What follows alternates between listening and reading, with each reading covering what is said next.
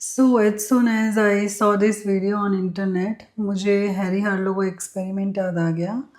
उन्होंने baby monkeys पे experiment किया था, जिसमें उन्होंने बेबी मंकीज़ को उनकी मदर से सेपरेट किया और उनके बिहेवियर्स कुछ नोटिस किए which can be applied on humans also. तो बेबी मंकीज़ को जब अलग किया गया, तो जब वो बड़े हुए तो उनमें कुछ बिहेवियरल और इमोशनल चीज़ें थी, जैसे कि the isolates were withdrawn, unable to relate to peers, unable to meet and incapable of caring for their offsprings.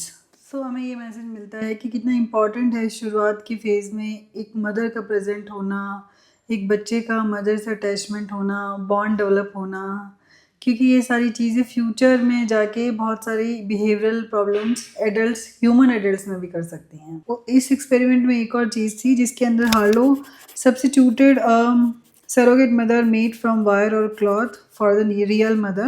The infants preferred the cloth covered surrogate mother, which provided contact comfort, to the wired covered surrogate, which provided food but no contact comfort. तो इस experiment का conclusion ये था कि जो बच्चे होते हैं वो मदर पे डिपेंडेंट सिर्फ खाने के लिए या फिर टॉयज़ के लिए नहीं होते हैं, उन्हें कॉन्टैक्ट कंफर्ट, इमोशनल सिक्योरिटी के लिए चाहिए होता है। तो जैसे हमारे आसपास लोग कहते हैं कि बच्चे को ज़्यादा गोद में ना उठाओ या फिर बच्चे को कॉन्टैक्ट नैप ना दिलाओ, उनको आदत पड़ जाएगी। ये उनकी आदत नहीं है, ये उनकी रिक्वायरमेंट है।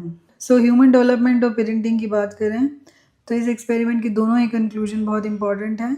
फर्स्टली, शुरुआती कुछ टाइम में मदर का कांस्टेंट प्रेजेंस और अटैचमेंट बहुत इम्पॉर्टेंट है फ्यूचर एडल्टहुड में इमोशनल सिक्योरिटी और बिहेवियर्स के लिए।